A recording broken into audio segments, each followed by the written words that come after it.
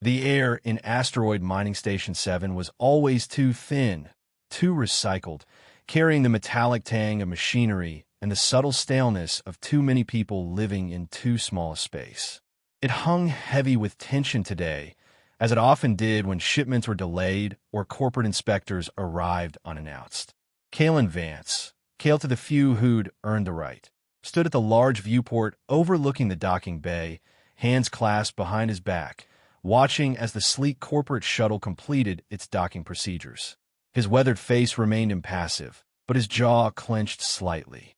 Corporate visitors meant complications, and complications meant paperwork, politics, and people who didn't understand the delicate balance he maintained on AMS-7. Security Chief Vance, his second-in-command, Torres, approached from behind. The Vanya Corporation representative has docked. Manifest lists her as Lyra Vanya herself, daughter of the CEO. Cale didn't turn. Unexpected. Their quarterly inspection isn't for another 6 weeks. She's claiming priority access to Sector 17. Says she has corporate authorization. Now, Cale did turn, his steel-gray eyes narrowing slightly. Sector 17 is restricted to all personnel below Level 3 security clearance. Corporate or not. Torres shifted uncomfortably. She seemed insistent, sir. I imagine she did. Cale straightened his uniform jacket, black, utilitarian, with minimal insignia indicating his rank. I'll handle this personally. Sector 17 housed sensitive mining data and prototype extraction technologies. It was the heart of AMS-7's competitive advantage in the asteroid belt's increasingly cutthroat resource competition. The mining alliance that operated AMS-7 maintained a fragile truce with the Colonial Council and other corporate entities like Vanya Corp. That truce depended on clearly established boundaries. Cale moved through the station's corridors with purposeful strides. 15 years in the Colonial Marines before taking this position had left him with an economy of movement, a physical presence that communicated authority without requiring words. The scars, both visible on his face and hidden beneath his uniform, were souvenirs from border skirmishes on 3 different planets. The docking bay was crowded with the usual chaos of cargo handlers, maintenance workers, and the occasional merchant. They parted instinctively as Cale approached. At the shuttle's ramp stood a woman who could only be Lyra Vanya. She wasn't what he expected. Corporate executives' children tended toward the soft, pampered look of someone who'd never ventured beyond the climate-controlled environments of Earth's corporate enclaves. Lyra Vanya was different. Tall, poised, with an athletic build beneath tailored clothes that somehow managed to look both professional and practical for station life. Her dark hair was pulled back in a simple style that emphasized her sharp features and intense eyes. Those eyes, amber with flecks of gold, fixed on him immediately, assessing.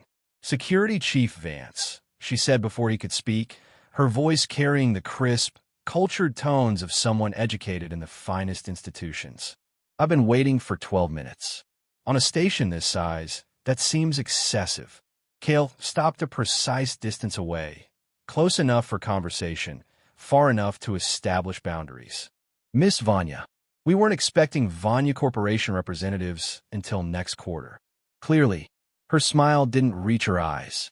Nevertheless, I'm here now, and I require immediate access to Sector 17. I've already transmitted my authorization codes to your systems. I've seen them. They're insufficient for Sector 17 access. A flicker of annoyance crossed her face. Insufficient? I have alpha-level corporate clearance, which grants you access to all public areas of the station and Sectors 1 through 12, Cale replied evenly. Sector 17 requires Mining Alliance Security Clearance Level 3 or higher, regardless of corporate standing. That's absurd. Vanya Corporation is a major stakeholder in resource distribution, yes, not in extraction technology development, which is what happens in Sector 17. Cale held her gaze steadily. Station protocols are clear. Lyra took a step closer, lowering her voice. Listen carefully, Chief Vance. I'm not some tourist or mid-level inspector. I have direct authorization from the board to access those research facilities. Then you should have arranged proper clearance through official channels before arrival. Kale didn't step back, didn't yield an inch of space. I'd be happy to expedite your request through the proper channels. It typically takes 3 to 5 days. She laughed, a short, incredulous sound. I don't have 3 to 5 days. This is urgent. Emergency protocols require written authorization from both the Mining Alliance Director and Colonial Council Chairman. Kale said, "Do you have those?" Her expression hardened. "You're being deliberately obstructive. I'm following established security protocols. The same protocols that keep this station functioning peacefully between competing interests." Kale nodded toward the main concourse. "I can escort you to visitor quarters while we sort this out. Or you're welcome to use the executive conference room to make whatever calls you need to arrange proper clearance." Lyra's composure slipped further.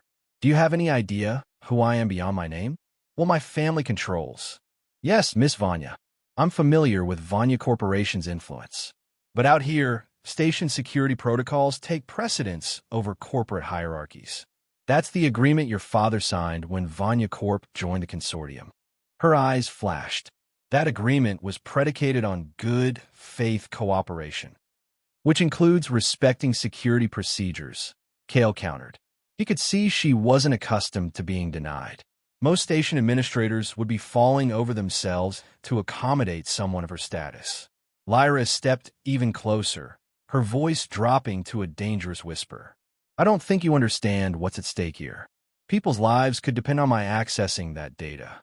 Then explain the situation, and I'll help you navigate the proper channels as quickly as possible. There's no time for your bureaucratic nonsense." Her frustration was palpable now, her controlled facade cracking. "Is it money? Is that what you want? Or are you just another Alliance puppet who enjoys flexing what little power you have?" Kale's expression remained unchanged, though something hardened in his eyes. "Neither, Miss Vanya. Now, I suggest we continue this conversation somewhere more private. I suggest you get out of my way." She pulled out a small device, a corporate override module. Illegal on most stations, but difficult to prosecute when wielded by someone with her connections. Kale's hand shot out, faster than she anticipated, gripping her wrist firmly but not painfully. "That's not going to happen on my station." The contact seemed to break something in Lyra's composure. Her face flushed with anger. "Take your hand off me." Each word was bitten off, precise in its fury. Kale released her immediately, but didn't step back. "Put the device away, Miss Vanya. You colonial enforcement types are all the same." She spat, her voice rising. "Small people with small minds, following orders without question, never seeing the bigger picture." Around them, the docking bay had grown quieter, workers pretending not to watch the confrontation while stealing glances. "This is your final warning," Kale said quietly. "We will discuss this privately, or I will have you escorted to a security holding area until we sort this out." Something dangerous flashed in Lyra's eyes. "You wouldn't dare." "I would, regardless of your family name." That was the final straw. Lyra's control shattered completely. In one fluid motion, she leaned forward and spat directly into Kale's face, the gesture deliberate and unmistakably contemptuous. Time seemed to slow. The spittle landed on Kale's cheek, just below his right eye. For a split second, there was perfect stillness, a collective held breath from everyone witnessing the scene. Then Kale moved. There was no hesitation, no visible anger, just ruthless efficiency. In one continuous motion, Kale sidestepped, pivoted behind Lyra, and secured both her arms. Before she could react, his hand covered her mouth, not roughly, but with unmistakable firmness. His other arm wrapped around her waist, pinning her arms to her sides. The entire maneuver took less than 10 seconds and was executed with such practiced precision that Lyra barely had time to struggle before finding herself completely immobilized. "Clear the area," Kale ordered, his voice deadly calm. The onlookers scattered instantly. Lyra's eyes blazed with fury, but there was something else there too, shock, and perhaps the first flicker of uncertainty. She had crossed a line, and Kale's response had been immediate and overwhelming, yet controlled. He hadn't hurt her, hadn't raised his voice, hadn't retaliated in kind. He had simply and effectively neutralized her as a threat. Kale spoke directly into her ear, his voice low and controlled. "We're going to my office now. If you attempt to resist or create another scene, I will have no choice but to place you in formal detention. Not if you understand." After a moment of rigid resistance, Lyra gave a small, furious nod. "Good." Without removing his hand from her mouth, Kale guided her toward the corridor leading to the security section. His grip was professional, the kind taught to law enforcement for controlling combative subjects while minimizing harm. It allowed no possibility of escape, but applied pressure only where necessary. The walk to his office was mercifully brief. Kale coded open the door with a voice command and maneuvered Lyra inside before finally releasing her. She immediately spun to face him, her chest heaving with angry breaths. For a long, tense moment, neither spoke. Kale calmly retrieved a cloth from his desk and wiped his face where she had spat on him, his movements unhurried, methodical. His eyes never left hers. Lyra's hands were clenched into fists at her sides, her body vibrating with barely contained rage. But she remained silent, perhaps recognizing that screaming or further aggression would get her nowhere with this man. Finally, Kale broke the silence. "That display was beneath someone of your position, and your response was assault," she shot back, her voice tight with anger. "Reasonable force in response to a biohazard assault," Kale corrected calmly. "Standard security protocol." "Biohazard." Lyra gave a disbelieving laugh. "You can't be serious." "Deadly serious. Spitting on another person is classified as assault on this station and throughout colonial territories. The fact that you're not currently in a detention cell is a courtesy due to your status." Kale folded the cloth and set it aside. "Though that courtesy has its limits." Lyra crossed her arms. "I want to speak to your superior. Station Commander Elson is currently on series for the quarterly Alliance meeting. I'm acting commander until her return in 3 days." Kale leaned against his desk, still maintaining a careful distance. "Now, Miss Vanya, we have 2 options. You can explain to me why accessing Sector 17 is so urgent that it justified assaulting a security officer, or I can arrange for you to wait in our VIP detention suite until Commander Elson returns." Something in his tone, the absolute certainty that these were the only options, seemed to penetrate Lyra's anger. She took a deep breath, visibly struggling to regain her composure. "You have no idea what's at stake," she said finally. "Then enlighten me." Before she could respond, the office door chimed. Kale gave a voice command to open it, revealing a tall, immaculately dressed man flanked by 2 security officers. "Ah, Thomas," Lyra said, relief evident in her voice. "Perfect timing." The man, presumably Thomas, surveyed the scene with a carefully neutral expression. "Miss Vanya, we were concerned when you didn't return to the shuttle on schedule." His gaze shifted to Kale. "I'm Thomas Reeve, Miss Vanya's security advisor." Kale straightened. "Your employer assaulted a station security officer and attempted to use an illegal override device to access a restricted area." Thomas's expression didn't change. "I see. Perhaps we should discuss this matter privately, Chief Vance." Kale considered for a moment, then nodded. "Miss Vanya, please wait outside with my officers." "I'm not leaving," Lyra protested. It wasn't a request. Kale's tone left no room for argument. After a tense standoff, Lyra relented, shooting Thomas a meaningful look before exiting with the officers. Once the door closed, Thomas's professional mask slipped slightly. "I apologize for Miss Vanya's approach. She can be impulsive when motivated." Impulsive is one word for it. Kale studied the man carefully. "What's really going on here, Reeve?" Thomas hesitated, then reached into his jacket, moving slowly to avoid appearing threatening. He produced a small data chip. "This is classified at the highest levels. It contains Colonial Council security authorization that supersedes standard protocols." Kale took the chip but didn't immediately insert it into his terminal. "What am I going to find on this? Evidence that someone is selling mining Alliance extraction technology to the Outer Rim separatists." Technology from Sector 17. Thomas's voice dropped. We believe the leak is coming from inside AMS-7. Kale's eyes narrowed. That's a serious accusation. Why didn't Lyra lead with this information? Because we're not certain who's involved.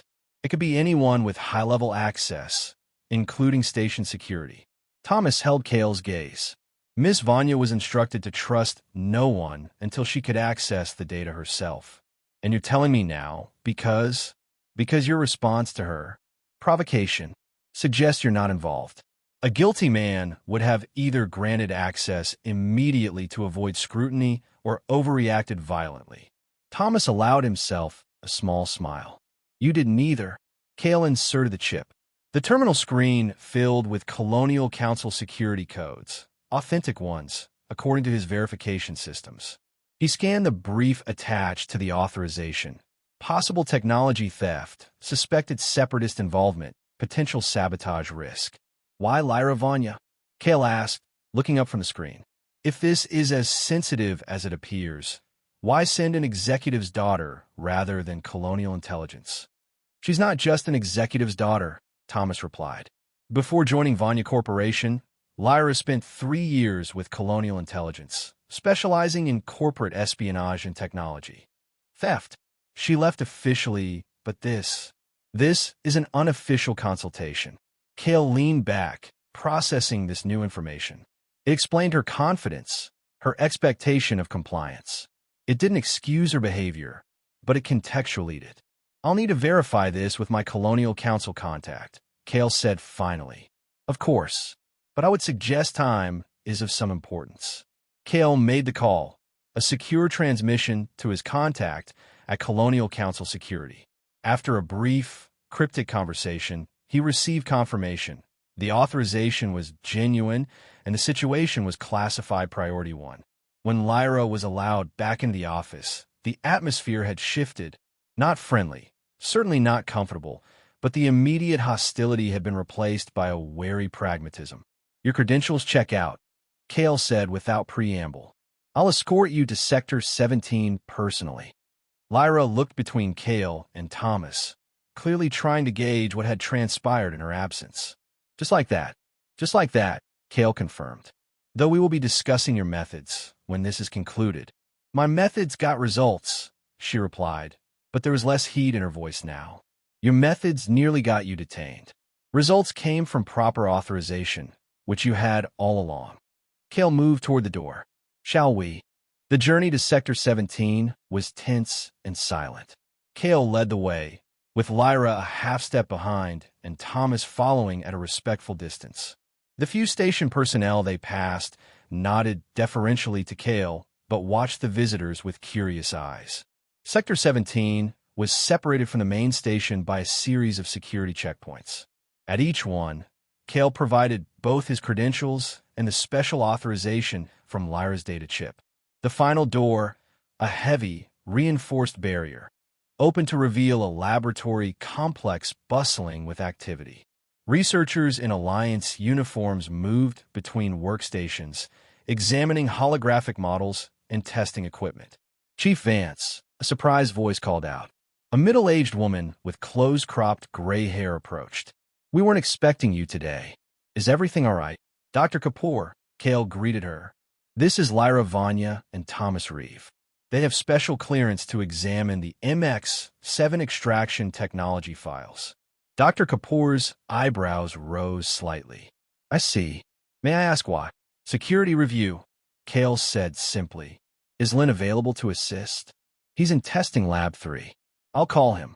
Dr. Kapoor tapped her comm unit, but continued to eye the visitors warily. A few minutes later, a young man with wire-rimmed glasses and a distracted air joined them. Chief, you needed me? Mr. Lin, I need you to provide Miss Vanya with access to all MX-7 development files, testing data, and deployment record for the past 18 months. Kale's tone was professional, but held a note of caution. Full transparency. Lin hesitated, glancing at Dr. Kapoor, who gave a small nod. Of course. This way, please. As Lyra moved to follow Lin, Kale caught her arm gently. I'll be monitoring, he said quietly. Find what you need, but remember where you are. Lyra met his gaze, and for the first time, there was something besides anger or contempt in her eyes, a flicker of professional respect, perhaps. Understood. For the next 3 hours, Lyra immersed herself in the station's data. Her expertise became evident as she navigated complex technical specifications and security logs with practiced ease. Kale observed from a distance, occasionally conferring with Thomas. "She's good," Kale noted quietly. Thomas nodded. "One of the best. Stubborn as hell, though." "I noticed." Kale's dry tone drew a small smile from Thomas. Finally, Lyra straightened from the terminal, stretching her back.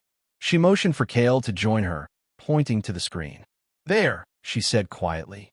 7 unauthorized access points over the last 4 months. Each time, specific MX-7 schematics were copied. The system was reset afterward to hide the tracks, but they missed the tertiary backup logs. Kale studied the data. These access times are all during third shift. Limited personnel, all using the same credentials set, Lyra added. Belonging to Dr. Marcus Webb. Kale frowned. Webb's been on extended leave for the past 6 months. Medical recovery after the accident in Sector 14. Exactly. Lyra's eyes held a spark of triumph. Someone's using his credentials while he's away. Can you trace where the data was sent? Lyra shook her head. They were careful. Used a cascading encryption protocol that bounces between relay stations. But I can tell you it eventually headed toward the outer rim. Kale's face darkened. Separatists. Most likely. The technology would give them a significant advantage in establishing independent resource operations. Lyra lowered her voice further. There's more. The most recent access was different. They didn't just copy data, they modified the upcoming test parameters for the MX-7 prototype. Modified how? Increased pressure tolerances beyond safety parameters. If they test the prototype as currently configured. She didn't need to finish the sentence. Kale was already reaching for his comm unit. Kapoor, this is Vance. Immediate shutdown of all MX-7 testing. Security Protocol, Sierra 9. No exceptions. Dr. Kapoor's surprised voice came through. Chief, we're scheduled for a critical test in 20 minutes. The Alliance Oversight Committee is waiting for... That's an order, Doctor. Full shutdown now. Kale's voice was steel. And locate anyone who's accessed the testing parameters in the last 48 hours. He turned back to Lyra. We need to identify who's using Webb's credentials. How soon is the next scheduled access likely to be? Hard to say. Lyra frowned, studying the pattern. But if they're monitoring the system, they'll know we've discovered the modifications. They might try to cover their tracks immediately. Or they might run, Thomas interjected. If their operation is blown, they'll want to get off station before we can identify them. Kale considered this. We need to set a trap. Make them think their sabotage is still undetected, but that something else has postponed the test. Give them a reason to make one more access attempt. Lyra nodded slowly. That could work. If we modify the system logs to show a minor equipment malfunction requiring recalibration, they might log in to ensure their modifications remain in place for the rescheduled test. Kale finished. For the first time since their confrontation in the docking bay, they exchanged a look of mutual understanding. Two professionals recognizing each other's capabilities. I'll need your help to set this up properly, Kale said. No one else can know. Not even Kapoor or Lynn. Lyra held his gaze. You trust me now? I trust your capabilities and your objectives. The jury's still out on your methods. Kale's expression remained serious. But right now, we have a common enemy. As they worked together over the next few hours, the earlier hostility gave way to a focused collaboration. Lyra's expertise with data systems complemented Kale's knowledge of station operations and security protocols. They set up the trap, creating a false equipment malfunction report and rescheduling the test for the following day. Then they waited. You should get some rest, Kale said as the station's lighting dimmed for night cycle. I've had quarters prepared for you and Thomas. Lyra shook her head. I'm staying. Whoever's doing this is most likely to access the system during third shift when staffing is minimal. Then we'll both stay. Kale moved to a small cabinet and retrieved 2 containers. Caffeine supplement. Not as good as real coffee, but it does the job. Lyra accepted the container with a small nod of thanks. You're not what I expected, Chief Vance. Call me Kale. And what did you expect? A typical Alliance bureaucrat. Someone who'd be easily intimidated by corporate authority or bought off. She took a sip from the container. That's usually how it works on other stations. Not on my station. Kale settled into a chair nearby, close enough for conversation, but maintaining a professional distance. AMS 7 functions because everyone follows the same rules, regardless of who they are or who they work for. Noble sentiment, Lyra said, but without the sarcasm that might have colored the same words hours earlier. Rare, though. Not rare. Just not visible from corporate headquarters. Kale studied her for a moment. You're not what I expected either. A hint of a smile touched her lips. Let me guess.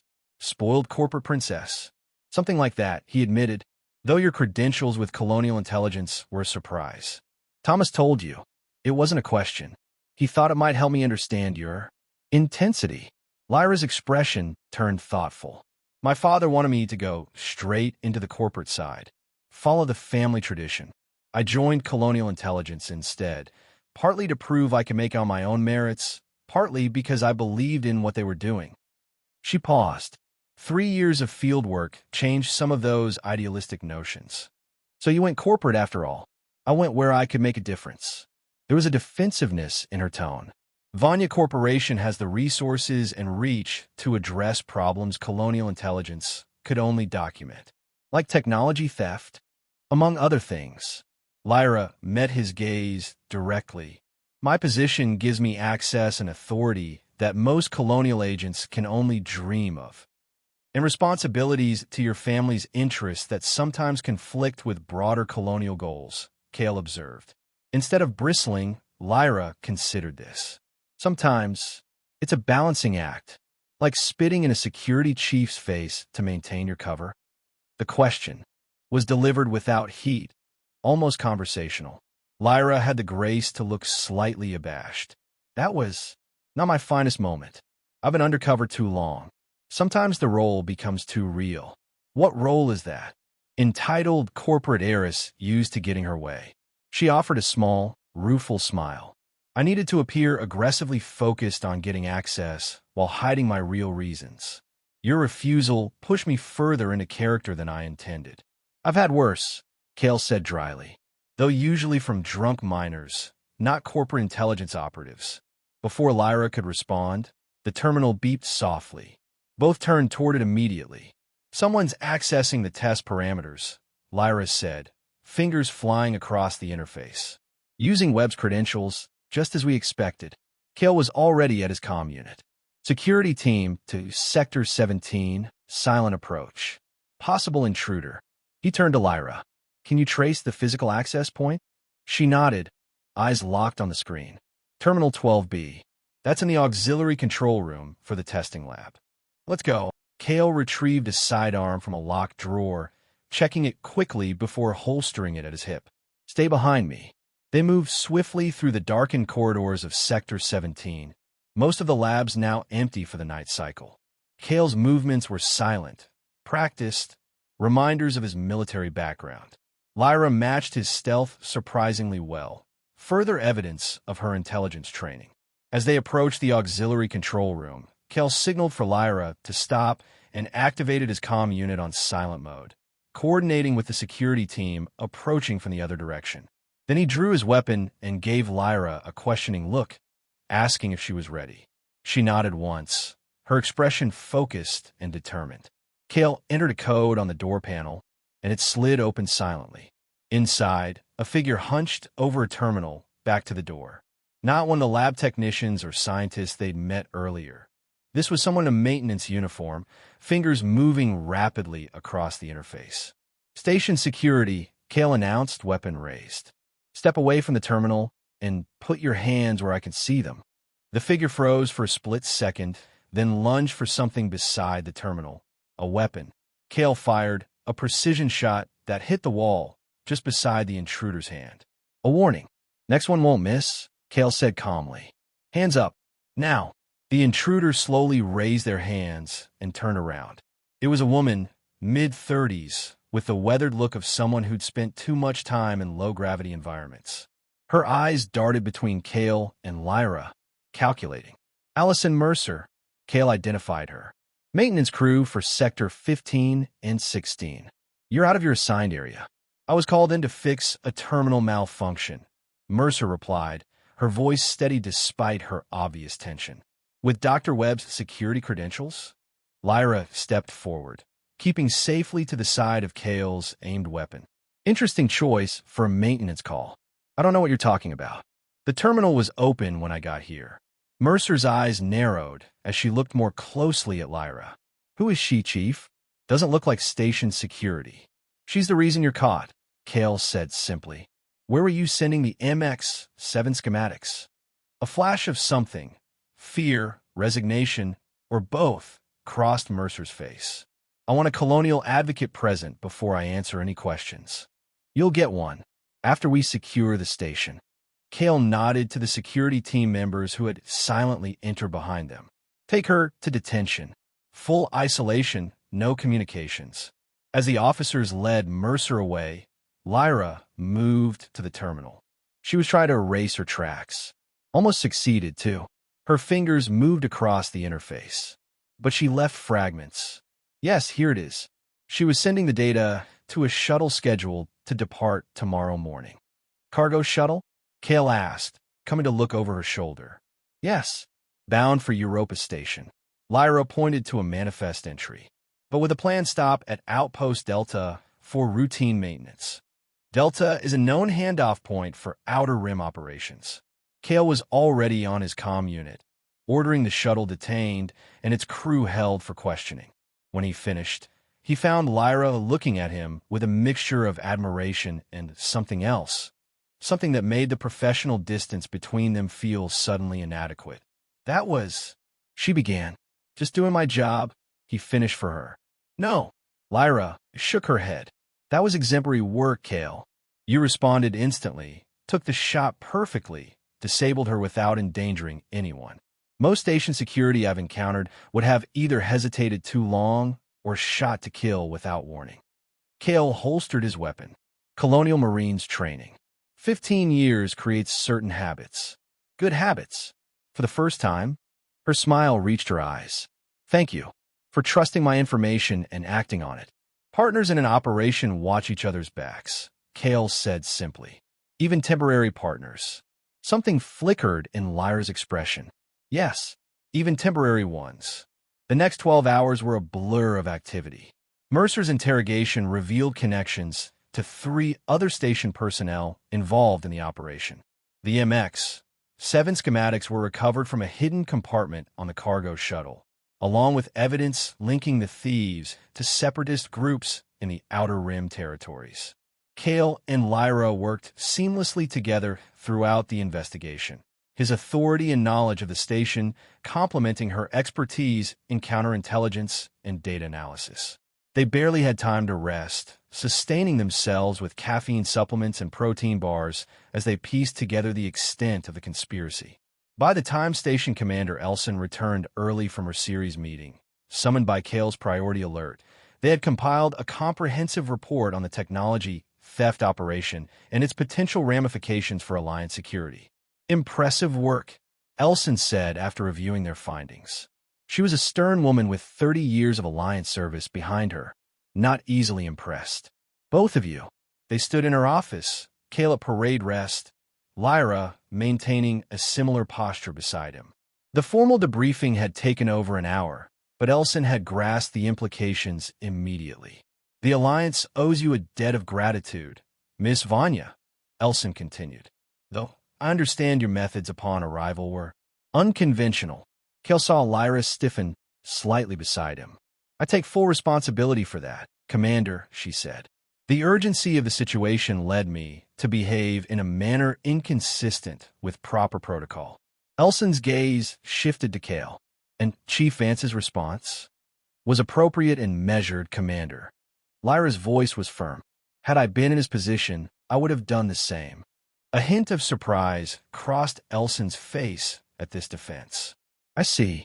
Well, it seems you two managed to move past that initial friction, to work effectively together.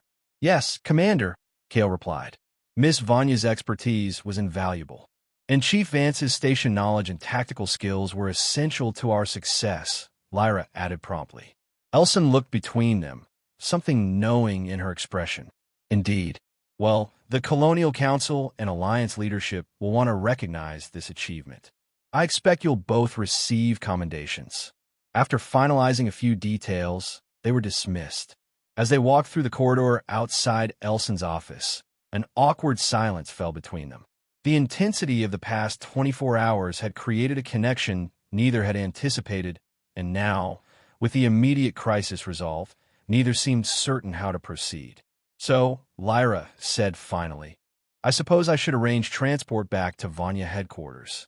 Kale nodded, though something in his expression suggested reluctance. Unless you have other business on the station. Well, Lyra hesitated. There is the matter of the modified testing parameters for the MX-7 prototype. I should probably oversee the reset to ensure no lingering sabotage remains. That could take several days, Kale observed. At least. The smile returned to her eyes. And I should probably meet with Dr. Kapoor to discuss security improvements for the research databases. Absolutely. Security is paramount. They'd stopped walking now, standing in the empty corridor, facing each other.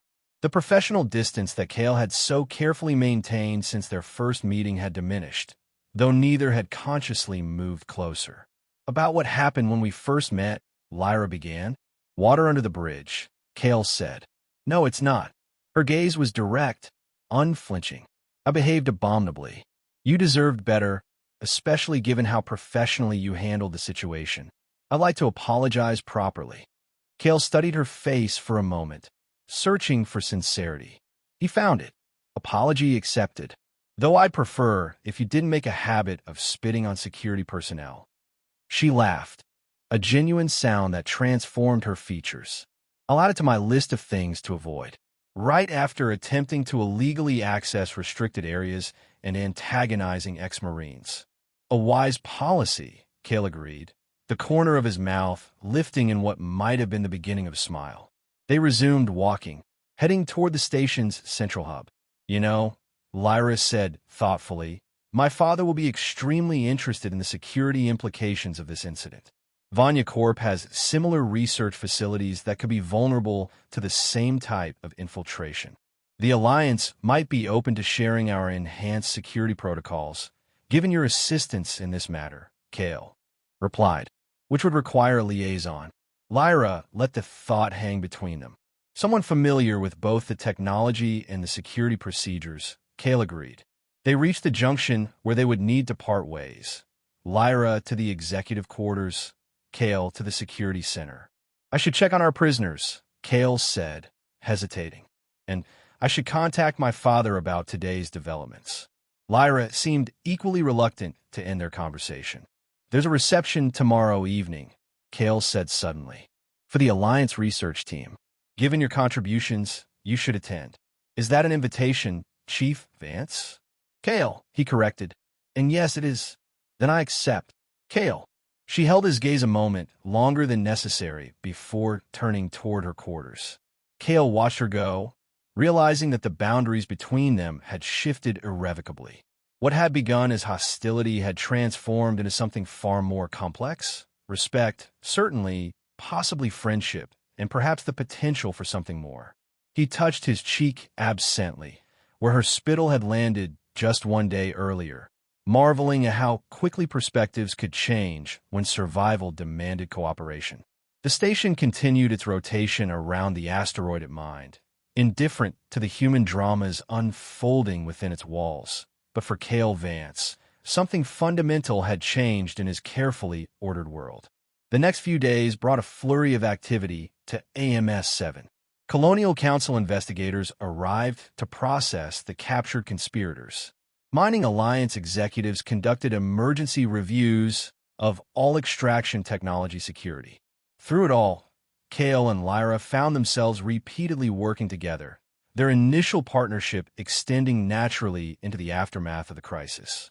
The evening of the reception arrived, And for the first time since coming aboard the station, Cale found himself giving more than perfunctory attention to his appearance. He chose his dress uniform, seldom worn but meticulously maintained, and arrived at the event precisely on time. The station's largest conference room had been transformed for the occasion.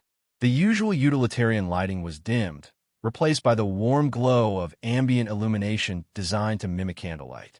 Station personnel mingled with visiting dignitaries and researchers. The usual hierarchies temporarily relaxed in celebration of the averted disaster. Cale accepted a glass of synthetic champagne, indistinguishable from Earth vintage to all but the most discerning palates, and scanned the room. He spotted her immediately. Lyra stood across the room, engaged in conversation with Dr. Kapoor and two Alliance scientists. She wore a midnight blue dress that somehow managed to be both elegant and practical. Like everything else about her, Cale was beginning to realize. Her dark hair was loose tonight, falling just below her shoulders. As if sensing his attention, she looked up. Their eyes met across the crowded room, and she smiled. Not the practiced corporate smile she'd undoubtedly perfected for such functions, but something more genuine. She excused herself from her conversation and made her way toward him. Chief Vance, she greeted him formally, though her eyes held a hint of amusement. Or should I say, the hero of the hour? Hardly, Cale replied. I believe you're receiving most of the credit, Miss Vanya. Lyra, she corrected, and the credit should be shared. We made a good team. We did, he acknowledged, surprised by how easily he admitted it. Though our beginning was rather adversarial, she supplied. That's a diplomatic way of putting it. I was going to say memorable. She laughed, the sound drawing attention from those nearby. Several heads turned, expressions ranging from curiosity to surprise at seeing the notoriously reserved security chief engaged in what appeared to be pleasant conversation with the Vanya heiress. I've been thinking, Lyra said, her tone shifting to something more serious. About what happens next. Regarding the investigation, regarding everything. She gestured vaguely. The technology theft is just one symptom of a larger problem. The tensions between the Alliance, the Colonial Council, and corporations like Vanya are creating vulnerabilities that the Separatists are exploiting. Cale nodded slowly. These installation outposts are particularly susceptible. Too distant for effective oversight, too important to abandon. Exactly, which is why I've proposed a joint security initiative to my father and the Colonial Council. A specialized team with the authority to move between jurisdictions, identifying and addressing these vulnerabilities before they can be exploited. Ambitious, Cale observed. The bureaucratic hurdles alone would be substantial. That's where the Vanya name comes in handy. There was no arrogance in her statement, just pragmatic acknowledgement of reality. Corporate influence can occasionally serve the greater good. And you would lead this initiative? Co-lead, she corrected, with someone who understands station security operations from the ground level. Someone with tactical experience and an uncompromising adherence to protocol. Cale's brow lifted slightly. Someone like your security advisor? Thomas seems capable. Thomas is returning to his regular duties. Lyra's gaze was steady, intent. I was thinking of someone with more direct experience in handling crises. Someone who knows how to effectively neutralize threats, including corporate representatives who overstep their bounds. Understanding dawned slowly. You're offering me a job. I'm offering you a partnership, Lyra clarified. Equal authority, complementary expertise. Your security experience, my corporate access and intelligence background. Cale was silent for a long moment, processing the implications. I've been station security for 6 years. Before that, 15 with the Marines. It's all I know, and you excel at it, Lyra acknowledged. But your skills are wasted managing drunk minors and processing cargo manifests. This would be challenging, politically complex, potentially dangerous. Cale's expression remained neutral, but something had kindled in his eyes. All of the above, Lyra agreed. Interested, before Cale could respond, Commander Elson approached, nodding to them both. Chief Vance, Miss Vanya. I hope I'm not interrupting. Not at all, Commander, Cale replied smoothly. I've just received word from Alliance headquarters, Elson said. They're extremely pleased with the outcome of the situation. So pleased, in fact, that they're considering establishing a permanent joint security task force focused on technology protection. Lyra shot Kale a quick, triumphant glance. What a remarkable coincidence, Commander. I was just discussing a similar initiative with Chief Vance. Elson's expression suggested she was not surprised. Great minds, Miss Vanya. I understand your father has already been in communication with Alliance leadership about potential collaboration. He's always been a proactive man, Lyra said diplomatically. Indeed. Elson turned to Kale. They've requested you specifically to head the security aspect, Chief. It would mean leaving AMS 7, of course. I told them I'd speak with you before responding. Kale's face remained impassive, but Lyra detected a subtle shift in his posture. Anticipation, perhaps. It's an unexpected offer, Commander. I need to consider the details. Of course. There's no rush. They've given us a week to provide an answer. Elson's eyes moved between them, that knowing look returning. Though, I have a feeling you may reach a decision sooner. If you'll excuse me, the Alliance Director is waving me over. After Elson departed, a charged silence fell between them. Lyra was the first to break it. Well, she said, a hint of amusement in her voice. It seems the universe is conspiring to throw us together, Chief Vance. Kale, he reminded her. And it seems less like the universe and more like corporate and alliance maneuvering. Does it matter which cosmic force is responsible? Lyra challenged, stepping slightly closer. The question is whether you're willing to continue our partnership beyond this station. Kale considered her for a long moment. The woman who had spat in his face days ago now stood before him as a respected colleague, possibly a future partner, and, though he was reluctant to admit it, something more than either of those things. It would be a significant change, he said finally. Most worthwhile things are. Her eyes held his steadily. You're a man who values clear boundaries, Kale. I understand that now. But sometimes the most important boundaries are the ones we choose to cross. The double meaning wasn't lost on him. Professional boundaries, personal boundaries, both were in question now. I think, Kale said carefully, that this is a conversation best continued somewhere more private. Lyra's expression softened. I agree. Shall we find a quieter venue? They excused themselves from the reception, drawing curious glances as they departed together. The corridor outside was deserted, the station's evening cycle well underway.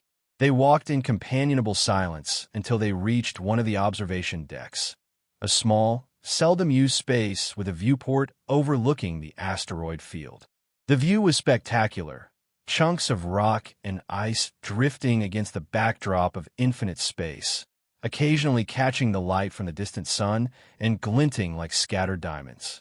The station's external lights illuminated the immediate mining area, where automated equipment crawled across the asteroid's surface like industrious insects. I spent my first week on the station just staring at this view, Kale said, breaking the silence. After 15 years on warships and combat outposts, the quiet was disorienting. Lyra moved to stand beside him at the viewport. And now it's home, or it was. He turned to face her. Your proposal, this joint initiative, it would mean starting over somewhere new. Yes, she acknowledged, though I expect we'd be traveling frequently between installations. Not quite settled, not completely nomadic. And our working relationship, how would that be structured? Lyra considered this. Professionally, as equals. You'd handle security operations and tactical decisions. I'd manage intelligence, gathering, and corporate/political negotiations. And personally, the question hung between them, loaded with unspoken implications. Personally, Lyra said softly, I think we've already established that our initial impressions of each other were incomplete. That's diplomatic, Kale observed, a hint of wry humor in his tone. Given that you literally spat in my face. And you gagged me and pinned my arms in under a minute, she countered, but there was no anger in her voice now, only a kind of wondering assessment. No one has ever controlled me so completely. It was educational. Something shifted in Kale's expression. Educational? MMM. Lyra met his gaze directly. I've spent my life being Lyra Vanya, corporate heiress or colonial intelligence operative. Always in control, always the one setting the terms. You were the first person who simply stopped me, set a boundary I couldn't push through or talk my way around. Most people find that infuriating, Kale said quietly. I did at first, she admitted, but then I realized how refreshing it was to encounter someone who wasn't impressed by my name or intimidated by my position, who simply held the line because it was right, not because of who I was or wasn't. It wasn't personal, Kale said. It was protocol. It became personal, Lyra corrected gently. Somewhere between my spitting and our capturing Mercer, it became very personal indeed. Kale didn't deny it. The space between them had narrowed, though neither could recall moving closer. If we do this, work together, Kale said carefully, there would need to be clear boundaries. Of course. Professional standards. Absolutely. No spitting, he added, the corner of his mouth lifting slightly. Unless specifically requested, Lyra agreed with mock solemnity. And then they were both laughing, the remaining tension dissolving between them. When the laughter subsided, they found themselves standing closer still. The professional distance Kale had so carefully maintained completely evaporated. I think, Lyra said softly, that crossing this particular boundary might be worth the risk, Kale Vance. His hand rose to her face, fingers tracing the line of her jaw with unexpected gentleness. I'm beginning to think you might be right, Lyra Vanya. When their lips met, it was neither hesitant nor aggressive, simply the natural conclusion to a journey that had begun with hostility and evolved through respect into something neither had anticipated. A connection forged in crisis, tempered by cooperation, and now transforming into something more profound. The stars continued their silent vigil beyond the viewport, indifferent to the small human drama unfolding before them. On a mining station at the edge of settled space, two people who had begun as adversaries discovered that sometimes the strongest connections form when boundaries are not just respected, but carefully, deliberately crossed. 6 months later, the Joint Security Initiative had become a reality. Operating from a specially outfitted ship that served as both headquarters and rapid response vessel, Kale and Lyra had assembled a small, elite team combining colonial military precision with corporate resources. They sat in the ship's command center, reviewing reports from their latest mission, preventing technology theft at a research outpost in the Jupiter sector. The operation had gone smoothly, though not without moments of tension. Torres is working out well, Kale observed, referring to his former deputy from AMS-7 who had joined their team. His infiltration of the maintenance crew was flawless. Dr. Kapoor sends her regards, Lyra added, scanning a separate report. The enhanced security protocols we implemented at the research facilities have already stopped 3 attempted breaches. Kale nodded, a rare look of satisfaction crossing his features. Progress. Indeed. Lyra set down her tablet and stretched, wincing slightly as she rotated her shoulder. Though I could have done without being thrown against that bulkhead during the apprehension. Kale's expression shifted to concern. The medic cleared you? Just bruising, she assured him. Nothing serious. He moved behind her chair, strong hands gently massaging her shoulders. You took an unnecessary risk, says the man who tackled an armed suspect last month, she countered, leaning into his. Touch. That was different. Of course it was, she agreed with amused sarcasm. Their professional partnership had proven even more effective than either had anticipated. Kale's tactical expertise complemented Lyra's political and intelligence acumen perfectly. Where he was direct and unyielding, she was adaptable and persuasive. Together, they navigated the complex intersections of corporate interests, colonial politics, and frontier security with unprecedented success. Their personal relationship had evolved with similar synergy. The initial attraction, born from crisis and cooperation, had deepened into something neither had expected to find in their specialized, duty-focused lives. They maintained professional boundaries during operations. No special treatment, no personal considerations that might compromise their mission, but in private moments, they allowed themselves to be simply Kale and Lyra. "Commander Elson called," Lyra said after a moment. "The Alliance is extending our mandate for another year with increased funding." "Your father's influence?" She shook her head. "Results. Our success rate speaks for itself." "Speaking of your father," Kale began, his hands stilling on her shoulders. "He's accepted the situation," Lyra said, anticipating his concern. "More or less." Kale raised an eyebrow. "More or less. He still thinks I could do better than a glorified security guard," she admitted with a small smile. "His words, not mine. But he respects what we've accomplished." "High praise from Nathaniel Vanya," Kale observed dryly. "The highest he gives," Lyra agreed. She turned in her chair to face him. "Would you believe he actually asked when you're going to make an honest woman of me?" Kale's expression shifted, becoming unreadable. "Did he? I told him we were focused on our work." She studied his face carefully. Was that the wrong answer? Instead of responding immediately, Kale reached into his pocket and withdrew a small object. He placed it on the table between them. A simple band of dark metal, unadorned except for a subtle pattern etched into its surface. "What's this?" Lyra asked, though she suspected the answer. "A boundary worth crossing," Kale said quietly. "If you're interested." Lyra picked up the ring, examining it. "Asteroid metal? From AMS-7, where we met." Kale's voice remained steady, but Lyra had learned to read the subtle signs of his emotion. The slight tension in his shoulders, the focused intensity of his gaze. "Where I spat in your face," she reminded him, her own voice colored with amusement and something deeper. "And I gagged you in under a minute," he completed. "Not the traditional beginning to a love story. We've never been traditional." Lyra slipped the ring onto her finger, finding it a perfect fit. "I think unconventional beginnings suit us." Kale pulled her to her feet and into his arms. "Is that a yes, Lyra Vanya?" "It's a yes, Kale Vance." She wrapped her arms around his neck. "Though I reserve the right to occasionally challenge your boundaries." "I would expect nothing less," he replied, before closing the final boundary between them with a kiss.